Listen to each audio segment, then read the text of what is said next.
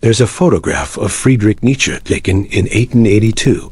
He's sitting upright, perfectly still, staring directly into the camera with eyes that seem to burn through the lens. His mustache is wild, unkempt. His expression isn't quite anger, and isn't quite peace. It's something else entirely. Something unsettling.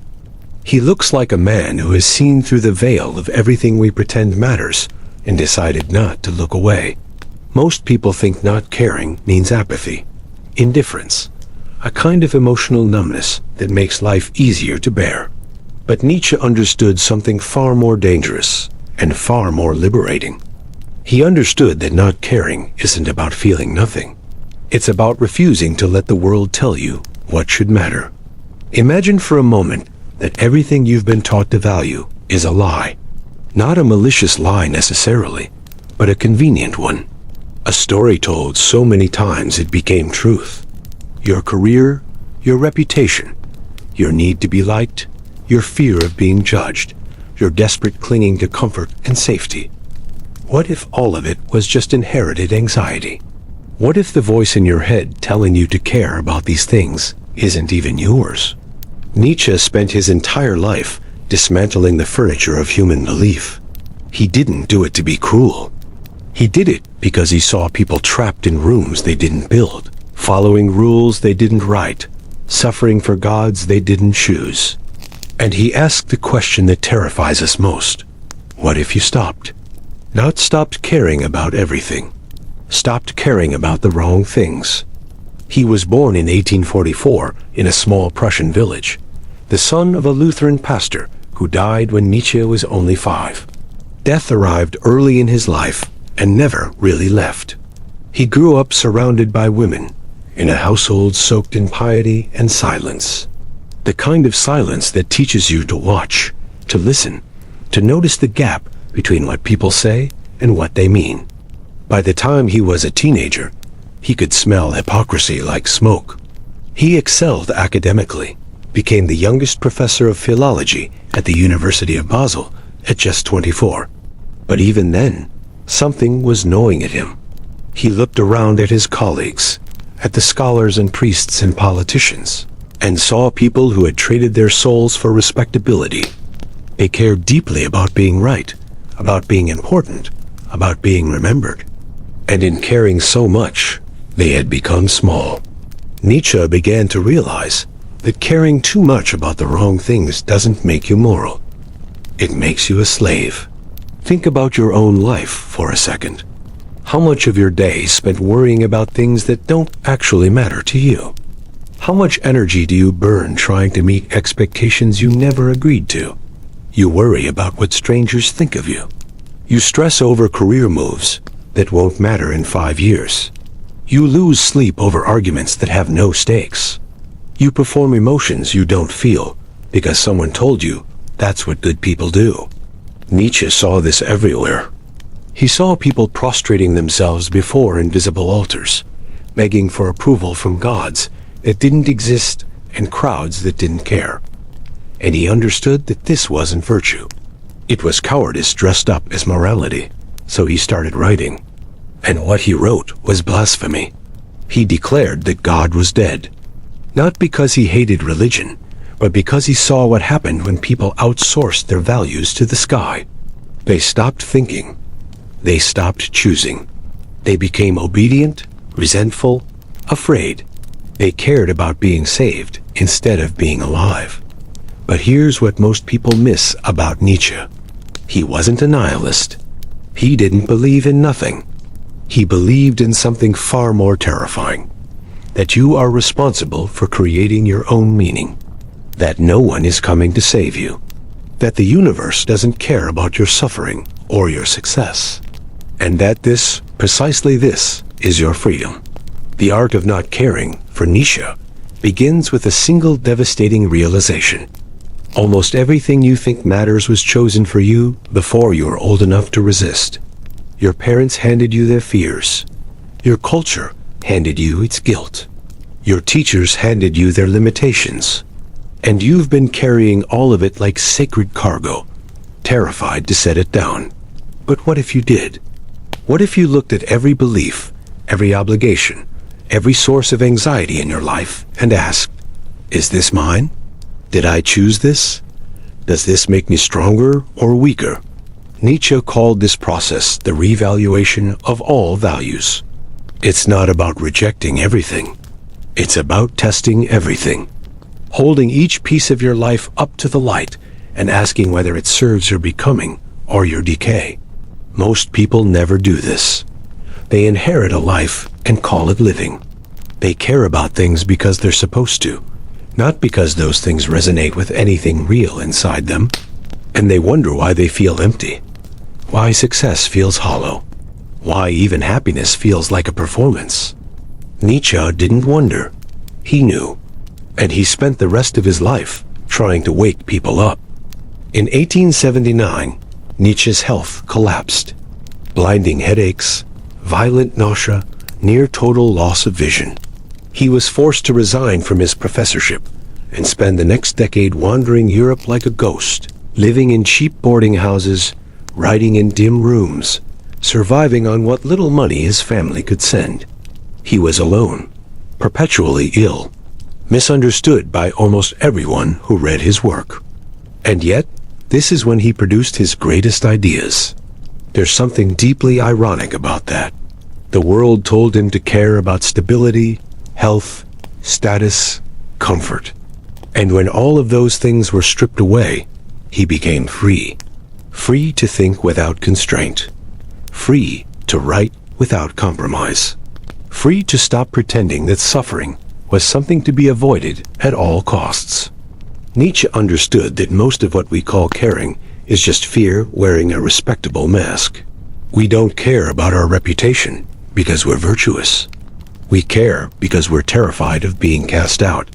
We don't care about success because we're ambitious.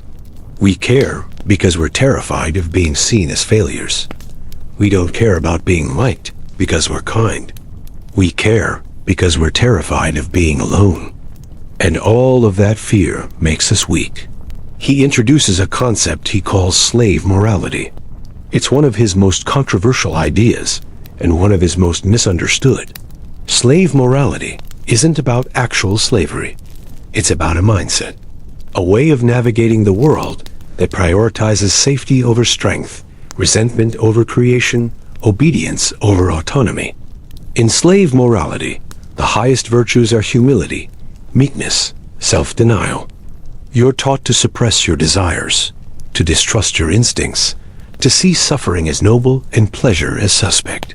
You're taught that the powerful are evil and the weak are good, that ambition is vanity, that pride is sin, that wanting more makes you selfish. And on the surface, this sounds compassionate. It sounds moral. But Nietzsche saw it for what it really was. A weapon used by the powerless to drag everyone down to their level. Slave morality doesn't elevate the weak. It poisons the strong. It turns vitality into guilt. It turns confidence into arrogance. It turns self-creation into selfishness. And it does all of this while pretending to be virtuous. Think about how this plays out in your own life. You have an idea, a vision, something you want to build or become. And immediately, the voices start. Who do you think you are? What makes you so special?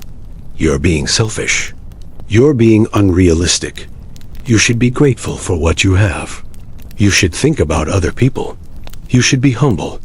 These voices aren't helping you. They're controlling you. They're ensuring that you stay small, stay safe, stay within the boundaries of what's acceptable. Because the moment you step outside those boundaries, you expose everyone else who's still inside.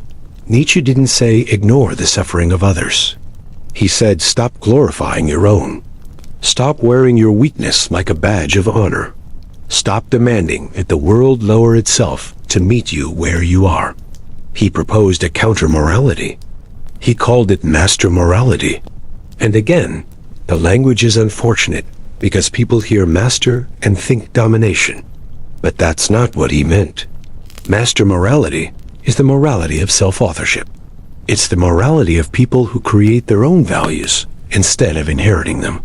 It's the morality of strength vitality, courage, creation. It says, I define what is good based on what enhances life. I define what is bad based on what diminishes it. I don't need your approval. I don't need your pity. I don't need your God. This is where the art of not caring becomes dangerous. Because when you stop caring about the opinions of the crowd, when you stop seeking validation from institutions that don't serve you, when you stop apologizing for your ambition, or your strangeness, or your refusal to be ordinary, you become ungovernable. And the world hates that. Nietzsche's contemporary society despised him. Critics called him mad, arrogant, dangerous. They said his ideas would lead to chaos, to cruelty, to the collapse of morality itself. And in a way, they were right. His ideas do collapse morality as they understood it, but only because their morality was built on resentment and fear. Nietzsche wasn't interested in tearing down morality for the sake of destruction. He was interested in building something higher, something life-affirming, something that didn't require you to hate yourself in order to be good. He introduced another idea, perhaps his most famous, the Barmensch, the overman, the person who has overcome. Overcome what? Overcome the need for external validation. Overcome the fear of standing alone. Overcome the inherited guilt and shame that keeps most people obedient. The Barmensch doesn't care what the herd thinks, doesn't care about being liked or understood or celebrated, doesn't care about comfort or security or fitting in. The Barmensch cares about one thing, becoming who they truly are. And that requires ruthless honesty. It requires looking at your life and identifying every place you've compromised, every place you've bent yourself into a shape that isn't yours, every place you've swallowed your truth to keep the peace. And then it requires the courage to stop. Most people can't do this. Most people would rather suffer in familiarity than risk the unknown. They'd rather be miserable and accepted than free and alone. They'd rather keep caring about things that don't matter, because not caring feels like falling. But here's the paradox Nietzsche understood. When you stop caring about the wrong things, you finally have the energy to care about the right things. When you stop performing for an audience that will never be satisfied, you can finally create something real.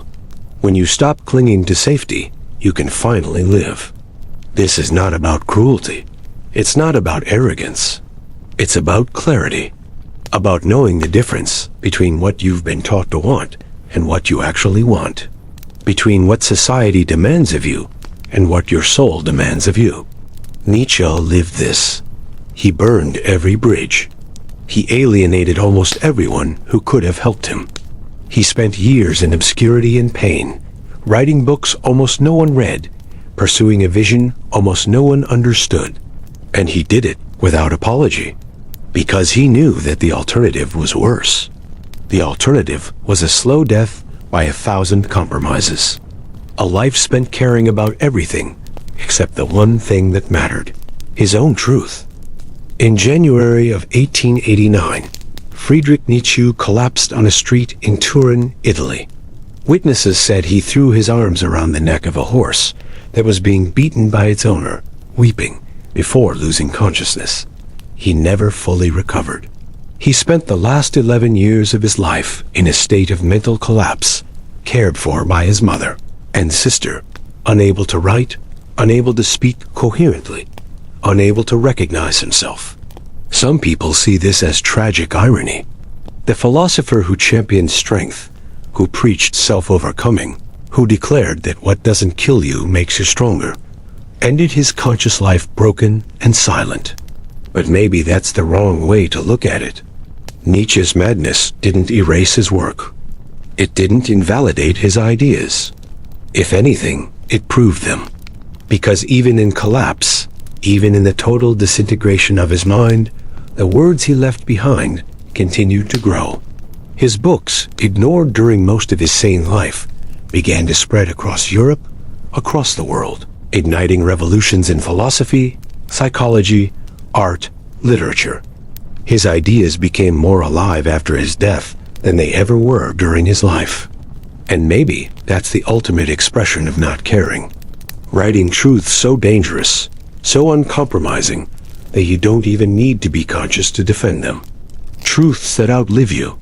Truths that don't need your presence to remain true. Nietzsche understood something most people spend their entire lives avoiding. That meaning is not found, it's forged. That values are not discovered, they are created. That your life will not make sense unless you impose sense upon it. This is where the art of not caring reaches its deepest level.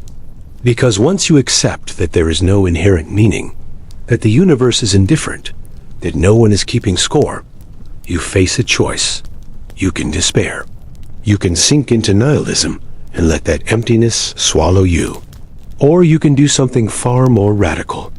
You can decide that because nothing matters objectively, everything matters subjectively.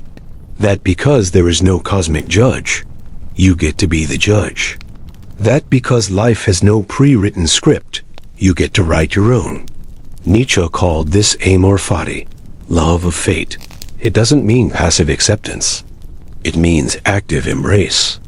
It means looking at every part of your life, even the suffering, even the failure, even the chaos, and saying, I wouldn't change a thing. Not because it was easy, but because it was mine. This is the hardest part of not caring. It's easy to stop caring about what strangers think. It's harder to stop caring about whether your life makes sense according to some external standard. It's easy to reject false values. It's harder to create true ones. Most people never get here.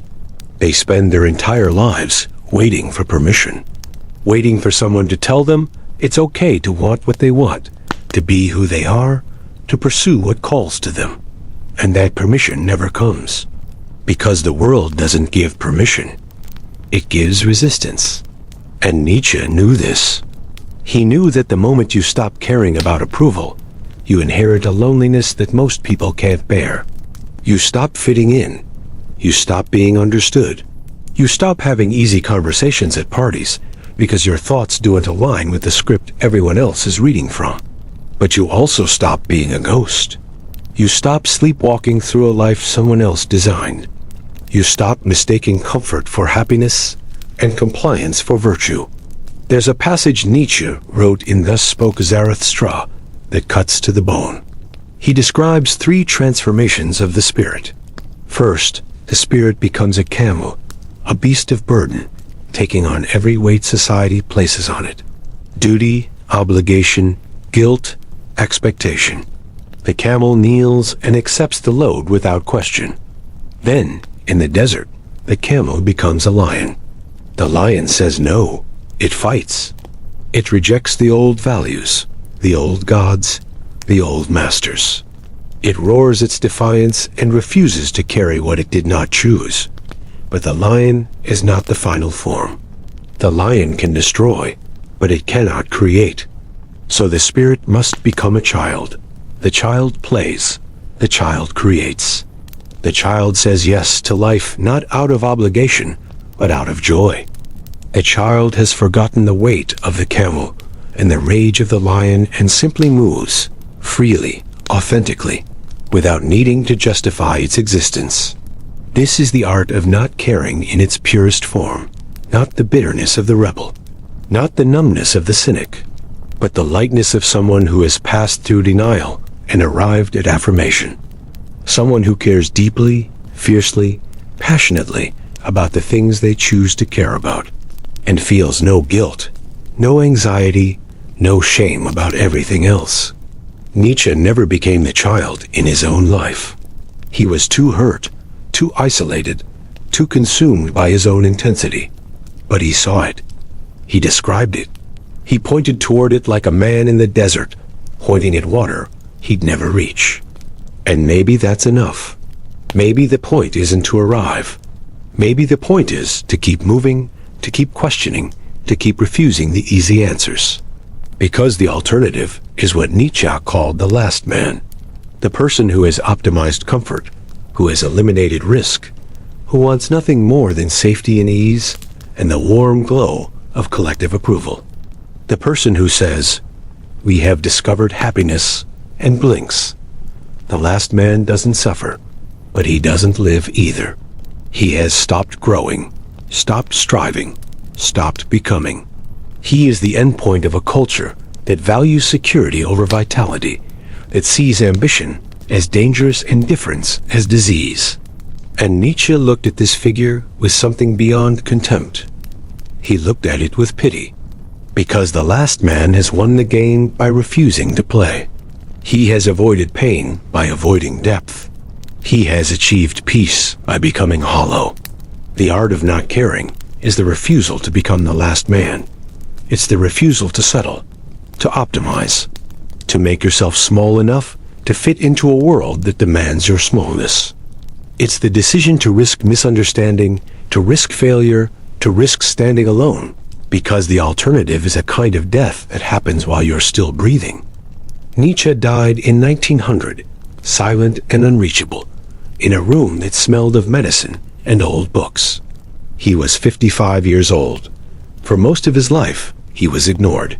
For the last decade of it, he was absent. But his ideas didn't die with him. They spread like fire through the 20th century, shaping existentialism, psychoanalysis, postmodernism, even popular culture. And they're more relevant now than ever, because we live in the age of the last man. We live in a world that has perfected the art of caring about everything and nothing at the same time. A world where people perform outrage over distant tragedies, while ignoring the quiet collapse of their own souls. A world where everyone is terrified of being cancelled, of being judged, of being left behind. So they twist themselves into shapes that guarantee they'll never truly be seen. We care about our online image more than our actual character. We care about being right more than being real. We care about comfort more than growth. And we wonder why we feel empty. Nietzsche would recognize this instantly. He'd see it for what it is, a culture that has traded its soul for safety. A culture that has chosen the warm numbness of conformity over the cold fire of becoming. And he'd ask you the same question he asked everyone. What are you becoming? Not what are you achieving? Not what do you own, or what do you look like, or how many people follow you. What are you becoming? What is growing inside you? What are you creating that didn't exist before? What are you willing to suffer for? Not because you have to, but because it makes you more alive. The art of not caring isn't about detachment. It's about discernment. It's about knowing the difference between the noise and the signal, between the inherited and the authentic, between the performance and the truth. It's about looking at all the things you've been taught to fear: failure, judgment, loneliness, uncertainty, and realizing that those things can't kill you. They can only reveal you. And it's about looking at all the things you've been taught to chase: success, approval, comfort, certainty, and realizing that those things can't save you. They can only sedate you. Nietzsche never found peace. He never found an audience that truly understood him in his lifetime. He never found relief from his pain or validation for his vision. But he found something else. He found himself. He found his voice. He found the courage to say what he saw, even when it cost him everything. And maybe that's the point. Maybe the art of not caring isn't about winning. It's about refusing to lose yourself in the attempt. You don't need to agree with everything Nietzsche said. You don't need to become a philosopher, or reject religion, or declare war on morality. But you do need to ask yourself, how much of my life is mine? How much of what I care about did I actually choose? And how much am I willing to let go of in order to find out who I am when no one is watching? These aren't easy questions. They don't have easy answers. But they're the only questions that matter, because you can spend your entire life caring about what you're supposed to care about, doing what you're supposed to do, being who you're supposed to be. And you can arrive at the end of it all, successful and respected and surrounded by people, and still feel like a stranger to yourself. Or you can take the harder path, the lonelier path, the path Nietzsche walked, stumbling and half blind, through pain and obscurity, toward something he could barely articulate but knew was real. You can stop performing, stop pretending, stop carrying weights that were never yours to carry. You can look at your life with ruthless honesty and start dismantling everything that does and serve your becoming. It won't make you popular. It won't make you comfortable. It might not even make you happy in the way happiness is usually sold, but it will make you free. And freedom, real freedom, is the rarest thing in the world, because it requires not caring about the things that keep most people caged. It requires stepping out of the story everyone else is telling and writing your own, even if no one ever reads it. Nietzsche did that, and his life was brutal, but his life was his. The question is, will yours be? If this opened your eyes, subscribe to Boring History, because the truth is never boring.